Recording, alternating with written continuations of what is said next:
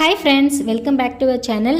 இந்த வீடியோவில் கொஞ்சம் கூட எந்த சாஸ், மசாலா, அஜினமோட்டோ எதுவுமே சேர்க்காம ஹெல்த்தியாக எப்படி வெஜ் ஃப்ரைட் ரைஸ் செய்யலான்னு தான் பார்க்க போகிறோம். வீடியோவை ஸ்கிப் பண்ணாமல் பாருங்கள். அதுக்கு முன்னாடி மறக்காமல் சேனலை சப்ஸ்கிரைப் பண்ணிடுங்க.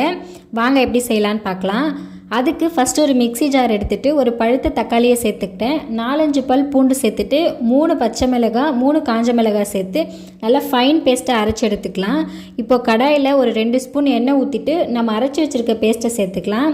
1 ஸ்பூன் அளவுக்கு சர்க்கரை சேர்த்துட்டு சிம்லேயே வச்சு இது நல்லா இந்த அளவுக்கு பேஸ்ட் ஆகிற வரைக்கும் கொதிக்க வச்சு அதை தனியாக எடுத்து வச்சிடலாம். இப்போது ஃப்ரைட் ரைஸ்க்கு தேவையான காய் எல்லாத்தையுமே கட் பண்ணி எடுத்துக்கிட்டேன். நான் கேரட், பீன்ஸ், கேபேஜ், கேப்சிகம் இதெல்லாம் எடுத்திருக்கேன். இப்போது கடாயில் தேவையான அளவுக்கு எண்ணெய் சேர்த்துட்டு பொடி பொடியாக பூண்டை கட் பண்ணி சேர்த்துக்கலாம். இது போல் பூண்டை நம்ம எண்ணெயில் சேர்க்கறதுனால ஃப்ரைட் ரைஸ்க்கு நல்ல ஃப்ளேவர் கொடுக்கும். பூண்டு நல்லா பொரிஞ்சதுக்கப்புறம் கட் பண்ணி வச்சுருக்க வெங்காயம், பச்சை மிளகாய் சேர்த்துக்கலாம். வெங்காயம் லேசாக வதங்கினதுமே நம்ம கட் பண்ணி வச்சுருக்க எல்லா காயுமே சேர்த்துக்கலாம். இப்போது இந்த வெஜிடபிள்ஸ்க்கு மட்டும் தேவையான அளவுக்கு கொஞ்சமாக சால்ட் சேர்த்து நல்லா வதக்கி விட்டுக்கலாம். இந்த வெஜிடபிள்ஸ் எல்லாமே நம்ம எண்ணெயிலே நல்லா வதக்க போகிறோம். ரொம்ப சாஃப்டாக இல்லாமல் ஓரளவுக்கு க்ரன்ச்சியாக இருக்கிற மாதிரியே பார்த்துக்கலாம். ஒரு 50% மட்டும் வதங்கினா போதும். இந்த ஸ்டேஜில் நம்ம ஆல்ரெடி ஒரு பேஸ்ட் ரெடி பண்ணி வச்சுருந்தோம் இல்லையா, அதை நம்ம சேர்த்துக்கலாம். சேர்த்துட்டு இந்த காய் கூட இந்த மசாலா எல்லாமே நல்லா ஈவனாக மிக்ஸ் ஆகிற மாதிரி நல்லா மிக்ஸ் பண்ணி விட்டுடலாம்.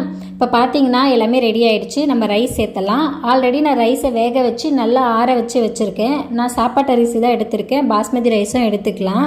இப்போ பார்த்தீங்கன்னா காய் இந்த அளவுக்கு ரெடி ஆகிடுச்சு. இதில் நம்ம வேக வச்சு வச்சுருக்க சாப்பாட்டை சேர்த்துக்கலாம். சாப்பாடு நல்லா உதிரி உதிரியாக இருக்கிற மாதிரி பார்த்துக்கோங்க.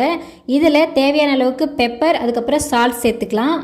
ஆல்ரெடி வெஜிடபிள்ஸ்லாம் வதங்கும் போதே நம்ம சால்ட் சேர்த்துருந்தோம். ஸோ தேவையான அளவுக்கு கொஞ்சமாக மட்டும் சால்ட் சேர்த்துக்கலாம். இப்போது ஹை ஃப்ளேமில் வச்சு நல்லா இதை மிக்ஸ் பண்ண போகிறோம். ரைஸ் உடையாமல் நல்லா ஸ்மூத்தாக மிக்ஸ் பண்ணி எடுத்துக்கோங்க. பாஸ்மதி ரைஸாக இருந்தால் ரொம்ப கேர்ஃபுல்லாக பண்ணணும். ரைஸ் ஈஸியாக உடைஞ்சிரும். ஃபைனலாக பொடி பொடியாக கட் பண்ணியிருக்க கருவேப்பிலையை சேர்த்து நல்லா மிக்ஸ் பண்ணிக்கலாம். கண்டிப்பாக எல்லோரும் ட்ரை பண்ணி பாருங்கள். ரொம்ப டேஸ்டியாக இருக்கும். உங்கள் குழந்தைங்க எல்லாருக்குமே ரொம்ப பிடிக்கும். சேனலை மறக்காமல் சப்ஸ்கிரைப் பண்ணிவிடுங்க. உங்கள் ஃப்ரெண்ட்ஸ் அண்ட் ஃபேமிலி எல்லாருக்குமே ஷேர் பண்ணுங்கள். தேங்க்ஸ் ஃபார் வாட்சிங்.